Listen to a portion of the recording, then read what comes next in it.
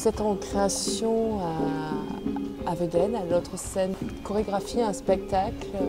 Alors ça s'appelle Cam d'Aimé. Oui, absolument. Cam d'Aimé. Cam d'Aimé. Tout d'abord, merci d'être à mon antenne avant de présenter cette chorégraphie. Merci. Ça veut dire quoi, Cam d'Aimé? Cam d'Aimé, ça veut rien dire. Enfin, ça veut rien dire. On a fait le choix de faire une pièce, un spectacle de danse-théâtre, et dans lequel on va parler des excès et l'absurdité de la société dans laquelle on vit. Donc on a choisi un titre qui soit un petit peu absurde quelque part, mais en fait c'est pas aussi absurde que ça. Ce sont des mots tchèques qui veulent dire où on va, où allons-nous. Donc Cam d'Aimé, ça pour un public français ça correspond à rien, même pour des Tchèques, parce qu'orthographier de la façon dont on l'a orthographié, ça ne veut rien dire non plus, mais on trouvait que c'était plutôt plaisant. Voilà, donc c'est vrai qu'on est dans un sujet où on parle c'est le miroir de nos gestes au quotidien, de nos habitudes qui nous sont dictées par une société dans laquelle il y a un profond sens absurde, puisqu'on est dans une société de surconsommation et on est toujours dans l'attente de faire un nouvel achat parce qu'on nous propose le jour J pour pouvoir acheter un certain nombre d'inutilités en plus, quoi, parce qu'on est toujours... Donc on parle de toutes ces choses-là. Alors ce sont des choses qui vous révoltent, vous, cela? C'est pas moralisateur, hein. C'est pas une notion de morale qu'on vit, non. Oui, mais vous avez choisi ce thème-là quand même. Oui, je l'ai choisi parce qu'il y a des choses qui sont, à mon avis, qui me semblent absurdes, dans le sens où on est toujours sollicité par trop de pression. Où est l'épanouissement de tout ça? On vous propose des produits pour uniquement vous réjouir simplement. Il n'y a plus d'épanouissement personnel au milieu de tout ça. C'est des joujoux qu'on achète et on est comme des enfants gâtés.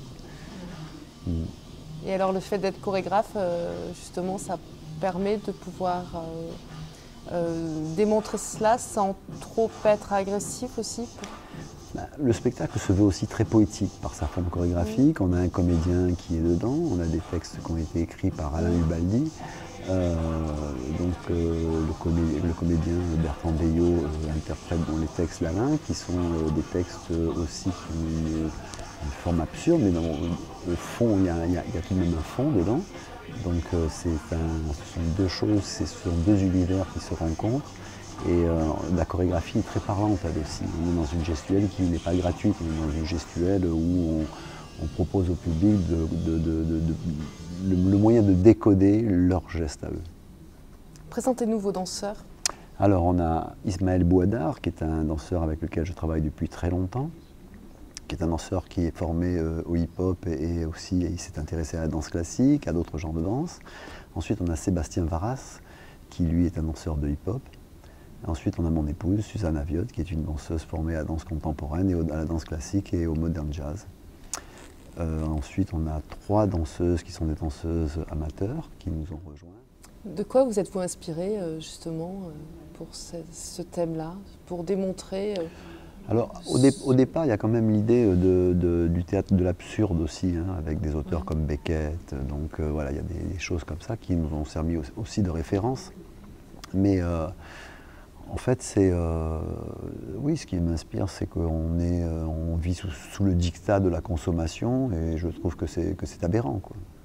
Donc c'est ma source d'inspiration principale, et de revendiquer qu'il y a d'autres moyens de se faire plaisir. La contemplation n'existe plus, on est face à des gens qui ne prennent pas le temps de s'asseoir quelque part et de regarder l'environnement dans lequel ils sont toujours dans l'excès.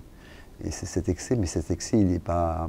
Moi aussi, à des moments, je suis dans l'excès, je ne suis pas mieux que les autres, je ne me considère pas différent, mais simplement que je le constate et que j'ai envie de me moquer peut-être de moi-même aussi à un moment, si je suis dans cet excès-là, quoi. C'est me dire, tiens, c'est peut-être moi aussi qui suis comme ça.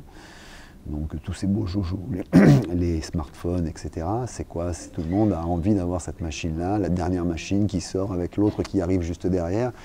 Et bon, ça n'a pas de sens, quoi. Je veux dire, elle n'a pas plus de fonction que l'autre. Si on veut faire de la photo, on n'est pas obligé d'avoir un téléphone. On peut faire de la photo avec un appareil photo. Enfin voilà, tous ces petits gadgets qui sont des espèces de leurres au bonheur, en fait. Voilà. C'est l'heure au bonheur qui me dérange un petit peu. Merci beaucoup. C'est moi qui vous remercie.